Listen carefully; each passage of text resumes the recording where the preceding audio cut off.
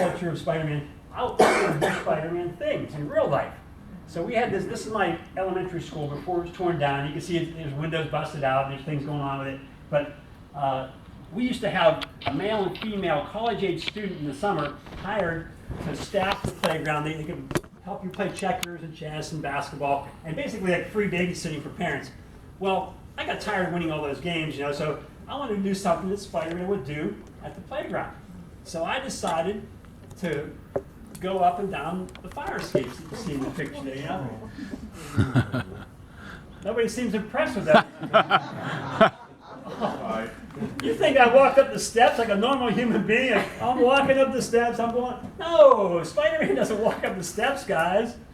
Spider-Man crawls up the vertical support beam that's attached to the brick wall.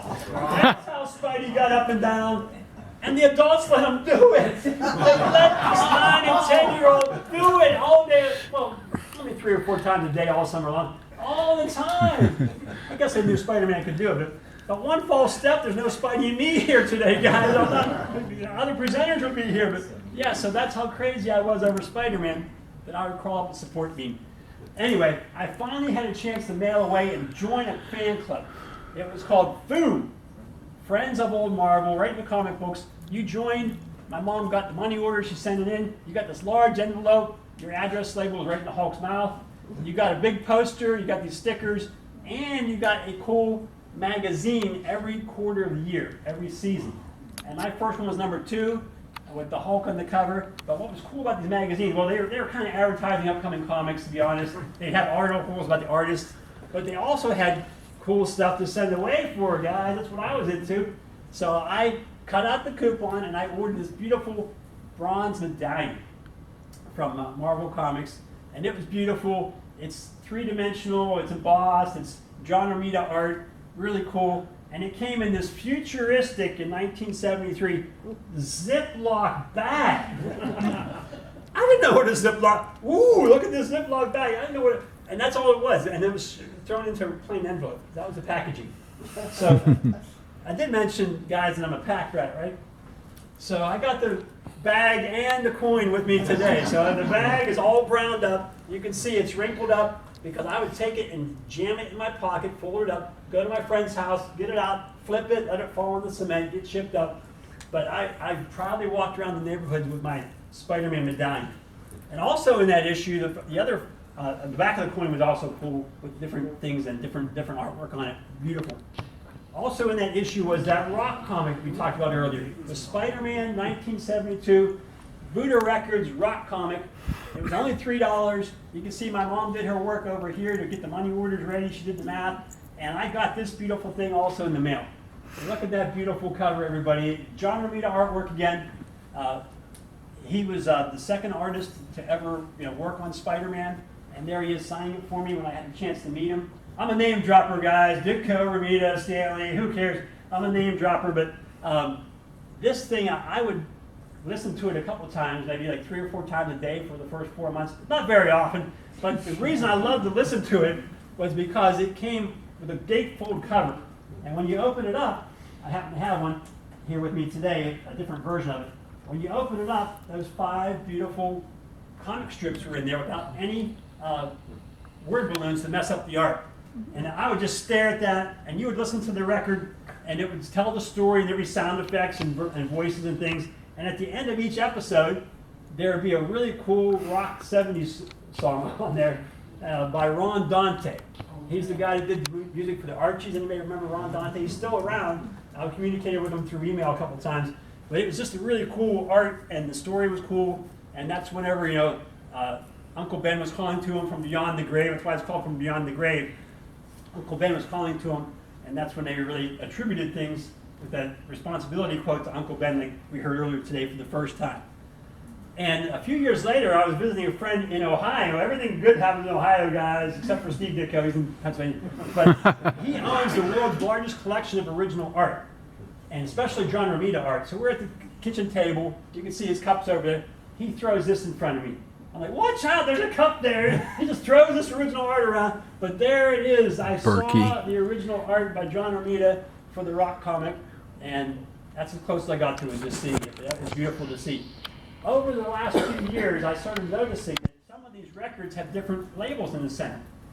And if you can believe it, I'm a little bit like obsessive about collecting things, so I wanted to get all the different versions, and then no one cataloged it. So now I'm kind of like the guy that cataloged like different versions of the album. That's just an example of how extreme I can get with my collecting from time to time. Entertainment. I've seen every form of Spider-Man entertainment, including this one that big fans don't even know existed. Very obscure. This poster, I got on eBay a couple years ago. But this was a stage show with live actors. And look at the weird, eclectic combination of characters, you know? What kind of show is this? You know, just some kind of psychedelic thing or what? But, you know, you got all these different, like, you know, cartoons, you got Spider-Man, you got King Kong, Dracula, and it was a stage show. And, of course, my man Spider-Man was there, so it came to Johnstown. And they only went to a few cities. I don't know why they came to Johnstown, but the thing about the poster is that makes it rare is they never put a date or a time on the poster. Because they were so cheap, the production, they'd take it down from your town and take it to the next town and put it up again. So to find one that still exists, you know, is amazing, and I'm glad that I have it. Because I went to this show, sat through the first act, no Spider-Man, go out and get your popcorn, buy your toy, come back in, second act, it's almost over, in the last minute, Spider-Man comes on stage with a net, throws it on Dracula, end of show. I'm 9 years old, and I sat through all this kiddie stuff to see 1 minute out of my man Spidey. What's going on? But at least they let you come up to the stage and meet the characters, and he had a really cool costume, so at least I could do that. But how many people ever heard of this before? No. Okay, see? So again, all these things can't just be coincidences, guys. These are all built into my life on purpose, you know, by far. That same year, I'm walking through a department store. I'm 9 years old. I'm looking for things on my Christmas list. And I'm making my list. And like I said, my mom's raising 4 kids, barely enough money to support us. And I saw this beautiful radio in a box. And typical toys were like $5, $6. Better toys, maybe 10. Well, this was a $20 or $25 item. And I'm like, oh, you got to be kidding me. And I put it on my list, but I felt bad about putting it on my list, knowing I wasn't going to get it or make my mom feel guilty that it was on the list when she went to see it. But being a good mom, it ended up under the Christmas tree. So it's with us today. So, like I said, emotions hit me sometimes. Whenever I give interviews, I always say that's the most emotional piece of my collection. Later on in life, I found one on eBay. eBay came through again, everybody. Woo! And it was sealed like Christmas morning on the inside. The box that always came out with toys back then, and the inside was sealed. And later on, yes, I got it signed by John Romita, dropping those names again, because he did the artwork. But it's so meaningful to me to have that same packaging that I saw on Christmas morning. So that was just another cool thing. And being impatient, you know, the battery covers slid off in the old days. Yeah. I had to jam, a screwdriver in to get it open. So it's all broken up and jammed up. That's as a kid, you're impatient to get things open. So let's go to more entertainment. 1974. Yeah. You heard the theme song during my video. How many people saw The Electric Company? Okay. How many don't know what The Electric Company is? Don't raise your hand. But it's like Sesame Street without the puppets, guys, okay? And it was designed to make you learn how to read as a kid. And they started doing the Spidey segments about Spider-Man. But what was weird, now I'm 10 years old. I'm trying to be a Spidey evangelist with my friends in the neighborhood, Spidey evangelist. I couldn't stick up for this one that well because although I loved it, it was on public television. The costume was kind of cool, but Spidey didn't talk. Never spoke. He made there was a weird noise like, right? And then all of a sudden a word balloon would pop up, another character would run over from the skit and read it for the kids at home. What a yo-yo. And to me, that wasn't Spidey, that was yo-yo Spidey, I don't know. So it was cool that it was on TV, but it just didn't quite totally cut it for me, but I still watched it, I still loved it. And then a few years later, 1977, I'm 13 now, guys. So I'm even trying to be cooler than I was as a 10-year-old. CBS television, prime time, had the Spider-Man live-action show. And a fine actor, Nicholas Hammond, was Peter Parker's Spider-Man. All right, but to me, this wasn't Spidey again. He's shooting ropes, be honest. His web shooters and everything are outside the costume. It took him 5 minutes just to climb up an 8-foot wall. The technology wasn't there. And as bad as this show was in my eyes back then, the Hulk was 100 times better than Lou Ferrigno. Because they didn't try to make it like superhero. They made it a man on the run. Everyone emotionally got connected to that cool TV show. So then I felt doubly bad that Spidey was twice as bad compared to Lou Ferrigno's Hulk. And the other thing about Nicholas Hammond, well, first of all, how many people saw this show out there? Let's see, show hand. Nicholas Hammond, to me, I was already biased against the poor guy. He's a fine actor, but, you know, growing up, one of our traditions in our house was to watch a movie on TV every year, The Sound of Music. Yeah. Whoever watched The Hills Are Alive, I'm not a good singer. Well, Nicholas Hammond was in The Sound of Music, but not in a good way to me. He was Friedrich! Friedrich von Trapp. He can't be Spider-Man's not Friedrich, guys, so I was already biased against him, unfortunately. But it was cool that it was on primetime TV at least. Also, I know one of our coordinators here, Dr. Donahue, newspaper delivery, I saw an interview, he would run to the papers before delivering them to read the Spider-Man comic strip. And that was the first crossover from comics into other printed materials, was a comic strip. And it had a long, successful career, 2019. Okay, so I got a chance to experience that as a kid myself, cut some out, kept them. They weren't in the Johnstown paper. I had to buy the Pittsburgh press to get a chance to see Spider. They didn't publish it in Johnstown. Also in 1977, Marvel was sending out costume characters licensed to do appearances at malls, toy stores. And one of them came to my store in Johnstown in the mall. And I went to see Spidey in November of 1977. I'm 13, so I'm one of the biggest kids in line. I felt kind of awkward. But I had to see Spidey's costume. I had to see. So I went to that, but that was the last time in Johnstown that I saw a good professional Spider-Man costume for the next 25 years. That was the last time. We'll get back to that. That's a little foreshadowing for you comic fans out there. A little foreshadowing. Let's jump ahead a little bit. In 1986, I got to see Stan at a New York Comic Convention. I was visiting a friend. That's when shorts were shorts, guys. They were supposed to be short. They're still supposed to be short. Okay, they're not the longs. But Stan was a nice guy to meet, and there's a young Bruce. And then I started making some adult money in the mid-1990s. And this newspaper-style magazine came out twice a month called The Toy Shop, filled with classified ads. I should have had my checks directly deposited to Toy Shop. Well, you have to read all the ads, circle the things you want, get on the phone, and call someone to see if it's still available. And my bedroom, I'm still living with my mom, gets filled up with boxes because I can't display the stuff. I can barely walk in through a little space, jump on my bed, because all my boxes of Spider-Man things were in my bedroom. So that took a lot of my money back in the old days. And I met a friend through collecting. And that's another aspect of collecting and being a Spider-Man fan. When you meet people that are connected to collecting or the Spider-Man family, they're friends for life. This guy had an ad in that toy shop, and he's from Canada. Anybody else here from Canada today? He's from Canada. He's like my counterpart in Canada, and he came to the States, and we went on a toy show, buying spree one weekend. And his name's Sal. We still communicate. Well, here's Sal's stash. He bought all this Spider-Man stuff in the hotel room. He's displaying it. Then here's poor old Bruce with his 3 items. But this one was pretty expensive, so that one was a little bit expensive there. So that's what I did there. But I got a chance to meet Stan a second time. My wife was in line. My wife to be was in line. My girlfriend, I knew she was a keeper, and she took this picture of me with Stan. And we weren't supposed to stop to take pictures because he was on a time limit. But I knew the lady running the convention, and she let me do it. And in fact, she sent me her picture that I didn't know existed last summer. She sent me this from a different direction. You can see my first ever comic book. So I almost bawled my eyes out when she sent me this. I didn't know the picture existed. So there's my comic on the table. Then the monster hit eBay, and all the rest of my money went there. My room got even more flooded with things. But in addition to eBay and those other places, I would even go to street vendors. They bring in like antique dealers to your town. Went up and down the street, only found one Spider-Man item, this ashtray. And I didn't know what was going on, and so I tried to talk the guy down from $50, he came down to $45. I didn't know if it was real, knockoff, never heard of it, never knew about it.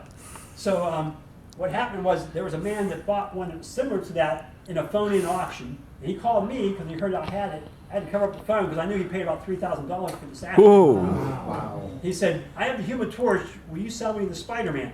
And I said, well, I've never sold anything, but nothing's impossible. So he made me an offer, and I did sell it. But the one you see here, I got another one later on eBay for like $300. But these were only for Marvel employees. They were a gift at a Christmas party. So they weren't available to the public. So no one knew. I didn't know what I had. You know, so they're about a $500 item if you find them on eBay these days. But I got the second one because what happened with the first one, when I got that money from the man, I used it for a good cause right away, guys. And I bought an engagement ring with this ashtray. All right. I bought an engagement ring, everybody. Yeah.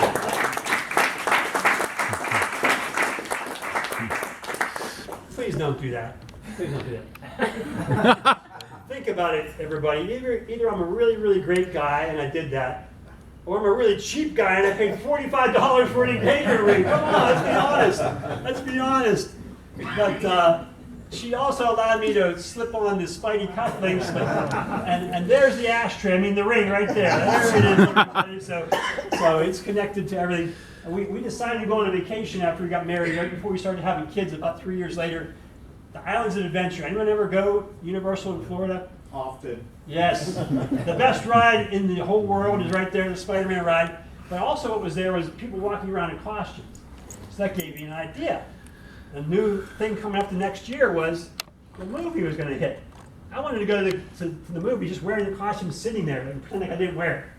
So I looked around. Finally, a week before the movie, I went back to the Pittsburgh Comic Con, and the guy that I pulled over for that was a cosplayer, he was selling them.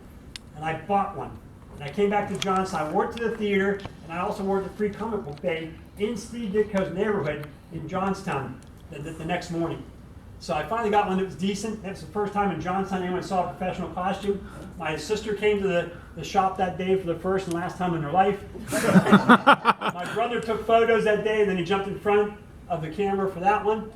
And in the last 20 years or so, I've been back many, many times. Every time there's a Free Comic Day. Different versions of the costume, all in Steve Ditko's neighborhood. And what's kind of cool is the local newspaper, the Tribune Democrat, wanted to have me do a New Year's Eve event and entertain kids. So they came to my house, took this picture, and I said, well, and they wanted to do an article. I said, well, don't call me Spider-Man. I don't want to get sued and lose my house. I'm not licensed. So they came up with the idea that I'm going to call it Johnstown Spider-Man with no hyphen, and that would take care of the legal issues. So I'm known as Johnstown Spider-Man. But what's funny to me is all these things are just pictures of my house, in my Spidey room. And the rule of my house is, I live in a split level. Spidey stuff's allowed in the lower level, but not in the upper level. The last time I checked, the vote was 1-1. I don't know how I lost this vote. I lose the vote. But as any good husband would do, I found a loophole. Yeah. A loophole. No one ever said anything about halfway up the stairs on the way. So I got a Tobey Maguire sticker, life size, and put it on the wall. And to keep it there, my family, I enlist them to decorate it for the holidays. So that's what keeps it there. That's what keeps it there, guys. That's what keeps it on the wall. You know, my son designed the shirt and the hat. But you can't forget Christmas, guys. Come on, we go all out for Christmas. We go all out for Christmas. There's Spidey Claus coming right down your chimney right there. So you know, my family, and there's my Spidey tree on the lower level. Everything on there's Spider-Man. My mother-in-law gets me the Hallmark one every year. That's my Christmas gift. And there it is glowing in the darkness. But that's my Spidey Christmas tree. But my poor kids, they were indoctrinated into the Spidey world, guys. They're 20 and 18 now. But when my daughter was 2, she could recite all the lines to the Dr. Octopus movie. Didn't know what the words meant. And my son could be caught in my house with costumes all day long, just like I was when I was a kid. I wear those costumes all the time. And here they are as older kids. My daughter got her first tattoo last summer on her rib cage. Spider-Man. My son, he's 6'4". His high school, he just graduated, red and blue colors, of course, and they started calling him Spidey on the team because they knew about me and my YouTube videos. And so what's funny is that he's pitching, and the crosstown rivals are trying to get on him as a pitcher. Hey, Spidey, come on, Spidey! He strikes out the first guy, turns to their bench and shoots the Webs. So he embraces it. He embraces the Spidey. In 2015, as we're getting closer to the end of my presentation, I had my one and only interaction with Steve Ditko himself. I sent him a letter, just told him how much I love Spider-Man, how much it meant in my life. And yes, everybody, I got a letter back from Steve. So he wrote back to fans all the time. It's here today. You can take a look at it later on. I'm just so glad he wrote back to me because he passed away 3 years after that. And there he is, regards. He always wanted to let you know he quit Spider-Man in the 1960s because he had a 60-year career. Spider-Man was only 3 years of it. And in 2019, I weaseled my way in with the art collector from Ohio to visit John Romita because he was personal friends with John. So I weaseled my way into a trip. It was just surreal to be sitting in John Romita's living room with the old-fashioned red carpet with the organ in the background. Such a nice, kind man. He signed things for me. And then, like I said, Brad interviewed me in 2020. We showed off some of my stuff, and all of a sudden, everything just started clicking after that. I got in the newspaper because of that, in my hometown because of that video, and they use this picture, which I like to use a lot for my promotional items. It makes me look like E.T., if you're familiar with the E.T. movie. When he's hiding with all the stuffed animals, that's me hiding with the stuffed animals. But I could also call this my Babe Ruth of Spider-Man collector's picture because of the old myth of Babe Ruth pointing and then hitting the home run in that direction. So shortly after that, a Fox channel in town did an 8 minutes edited segment in my house called Kaleidoscope. And it was weird to see my face and like a tagline beneath it. But here's the truth, guys. It's a weight room. It's my family game room. Like, the stuff doesn't even stay out. Only the stuff on the wall stays out because we use this. So there's my weight equipment over here. So that's the real behind the scenes. Well, Brad from the crawl space asked me to start writing articles for his website called Spidey Stash, which I do. And they have matching videos. And the first one had to be about the Rock comic and all the different variations of it. Finally, guys, in Johnstown, we started celebrating the fact that Steve Ditko's from Johnstown. We did a 2-month-long exhibit 2 years ago. I needed a Spidey costume to go with it, so I got someone to design a costume that makes me look like I walked right off the 6-foot poster. And I think they did a really great job of capturing the Ditko flair from back then. So I'm proud to wear that in Johnstown and other places. And when the exhibit opened, I saw the news crew was here about half an hour ago. There's a familiar object at the exhibit at the Arts Center. So yeah, my poster was there, and it was kind of like the colorful place to go and stand and get pictures taken. But there's my friend Mark Ditko, Steve's nephew, and there's some of my family members. My oldest brother's there, my son, he's bigger than the poster. But it was just a cool place to do it. We did a play about Ditko's life that was actually produced in New York and Rhode Island. They let us do it in Johnstown. And wait a second, what's that? What's going on in the front row of the play? That kid's not going to watch the play. He's going to watch Spidey the whole time. There's nothing to see here. Just a guy watching a play, guys. Right? Nothing to see. So the secret was revealed when he jumped up on stage and started asking Steve Ditko some questions, and Steve ushered him back to his seat. So I got 10 seconds of fame, guys in that play. But that picture that you see there ended up on the front page of the newspaper the next morning. So how do all these things happen to one guy? Like I said, it had to be destiny.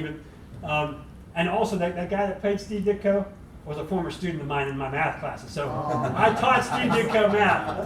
But we revealed at that same event that we were putting up a big mural to celebrate Steve. And in fact, Marvel never approves outdoor art. But after 28 times of asking, they said yes to our mural. So we've got the only one. And community members painted on large sheets. Now this guy's terrible. He can't say within the lines about using spider sense. But now for the next 20 years, he can go down and point to the spot that he painted when he takes his friends or his relatives to see it. And there it is, guys, 28 feet tall. Wow. So if you get to Johnstown, please stop and see this on the Stonebridge Brewing Company restaurant. The hometown of Spider-Man co-creator Steve Ditko. He created Doctor Strange. He came up with the idea on his own, Doctor Strange. So there's a Doctor Strange aspect to it. But this is our new, as of last summer, that was our new Clean the Paint. And a comeback story, guys. Last summer, I tried again as a 58-year-old, and my letter got published. Yeah.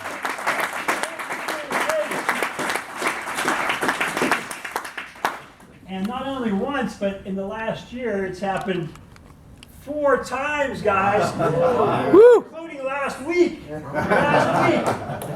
all 4 of these issues, I've signed them, and I'm giving them to the library here. Oh, yeah. So these are gifts to the library. Signed. I'm trying to become a character in the comic now. For different letters, but they're still going to start. So then, all these convention presentations, it's been a joy to meet people and do my presentations all over the place, 22 different places. My website, I do a second presentation all about Steve Ditko and being connected to him in Johnstown. I also have a sequel to this presentation because at 45 minutes or an hour, I just don't have enough time to tell my stories. But going to places, sometimes cool things happen. Like this stained glass, I commissioned it at a place I went to last summer, picked it up this summer. But it's my friend just built a light box for it this week, and it lights up from behind. So it's based upon that special poster. But there I am in the man's shop that created it. So a lot of cool things have happened. They made a newspaper article out of it, Spider-Man coming to pick up the stained glass. There's my sequel I just started up this year. And as you can see, guys, as we start to wrap up here, obviously I love Spider-Man for 55 years, and I added on my last costume there, and it's not going to stop anytime soon. I'm going to change my tagline to over 60 years, especially because I do have a book coming out. I don't have it done yet, but my wife says, get that book done, monetize this love. But earlier this week, I published the first 5 chapters as a sampler, and I've given them out to some friends. I'm going to send them out to people just as a rough copy sample. Here's another one for the Brown Cultural Library with a little autograph on it.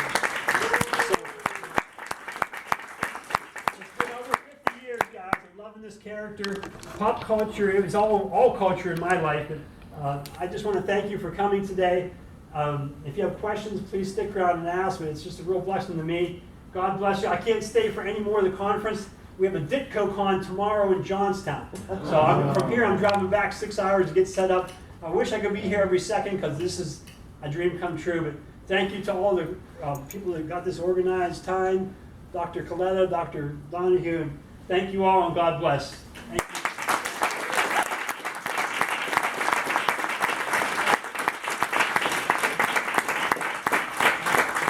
Just real quick, we'll open up the floor for a few questions. We also want to let folks know we're just going to kind of try and keep it somewhat abbreviated, and Bruce will stick around for a few minutes as well, so if you have a question as well. Also, we want to make sure that all the folks in the room are welcome and invited to share in a meal next door.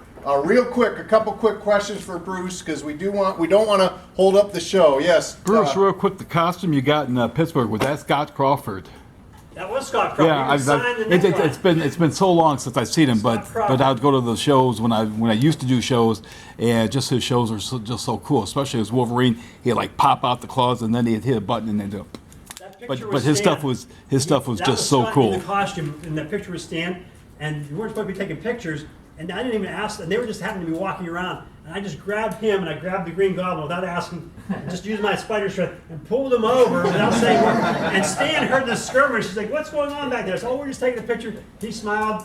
My wife to be in the picture, and that's how that Scott's happened. certainly one of a very cool dude. Cool guy. Real quick. We'll go to you and you. Yes, sir. Did you lose anything in any of the floods in Johnstown? No, thankfully, I lived through the 1977 flood as a 13-year-old. My house was up on the hill, so thankfully, but we're trying to get away from I don't want to talk about the flood. I want to talk about Steve Ditko, something positive in Johnstown. Steve Ditko said the flood, but yeah, that floods are bad. Yes, sir.